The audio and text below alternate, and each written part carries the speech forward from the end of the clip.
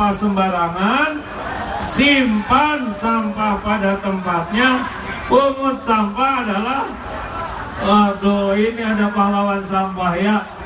Ulangi, tahan dari buang sampah sembarangan, simpan sampah pada tempatnya. Pungut sampah adalah sedekah. SD berapa tahun sekolah? SMP? SMA? 12 tahun belajar. Masa buang sampah aja tidak bisa? Belajar apa? Belajar apa? Kita ini naruh sampah pada tempatnya aja nggak bisa.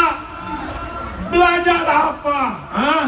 Ada sarjana ditambah 5 tahun kuliah, 17 tahun belajar, naruh sampah aja nggak bisa pada tempatnya.